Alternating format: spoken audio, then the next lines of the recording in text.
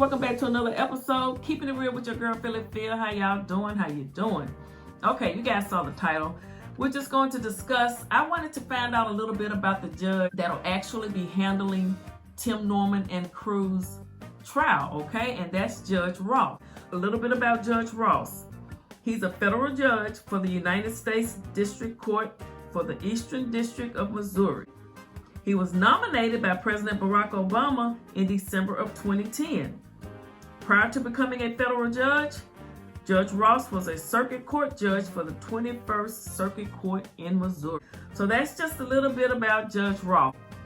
So I dialed in this morning. He had a Zoom hearing for defendant. It was his sentencing. Everything else had been done. Now this defendant was charged with he was a felony in possession with a firearm. So he was already a felon and he was on parole and he was caught with the firearm. So the judge just went over all of the preliminaries and made sure the defendant understood the Zoom calls and all that good stuff. And then he told him that, this was sentencing and his sentencing would be based on determining a guideline range for the punishment. And he told him that this is done by determining a total offense level and criminal history scoring category. He said, as well as any prior record of criminal convictions. He said, and from that, he gets his guideline range of punishment. So we know that Tim and Travell has a prior history. So that's one strike against him already. Tim served 10.5 years. Travell's been locked up. Wally, I'm not sure if he actually has a criminal history, but hey, I'm sure if they dig into some of his insurance policies, you just never know. And Terica, I think was arrested for something, but it was minor. So then Judge Ross said that there's an advisory committee that gives guidance to the court, but that the court does not have to follow those guidelines, the guidance as far as giving out the sentence. And then he said that there were certain factors that are also considered when handing down a sentence. And he said that there's a series of factors. One being the nature and circumstance of the offense, and that the defendant pled guilty to the crime, as well as the history and characteristics of the defendant. So, history and characteristics of the defendant. Tim, he did time for 10.5 years. Travell. So, I don't know, guys. What do you all think? Let me know in the comment section. That's something that'll be going against them right there. The judge also said that he wanted to make sure that there was no issues with anything. He wanted to make sure that the defendant understood everything. He then told him that his total offense level of this case, the judge found it to be at a 19. And the judge said that the defendant had a criminal history score of a 7. And that put him at a criminal history category of a 4. Yeah, he was throwing out a lot of numbers. I was trying to keep up.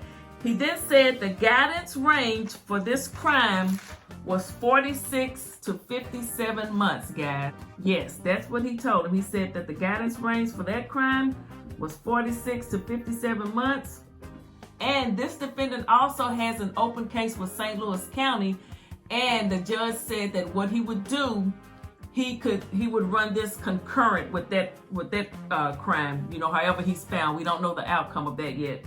And concurrent sentence, it's a sentences that may all be served at the same time with the longest period controlling. So the judge may sentence concurrently out of compassion, plea bargaining, or the fact that several crimes are interrelated. So he was showing a little compassion there, okay, letting them run concurrent. So that was pretty much it with that case. He gave him 46 months, the minimum, and told him that it could run concurrent. So what I did, I wanted to look up the charges that I think that Terica and all of them, Tim and them, are charged with. And you see here, I'm thinking, murder 1 first degree, capital murder, murder 1 first. I don't think it'll be anything like second degree. For Travell and Tim, I don't know what they're gonna do with Terica, but it looks like it's life no parole. That we know they're not gonna get the death penalty, and that's 100%. This is all I can find on that. So you guys let me know what you think. That's what I found out. This judge, he was appointed by Barack Obama. He seems to go pretty much by the book, but he did show a little compassion for this defendant today and that sentence. All right, guys. Thank you guys for watching. I hope this was helpful to you. Let me know what you think in the comment section. As always, make sure you pray for Miss Michelle Griggs and Dre's sibling. Long time honey, but I know,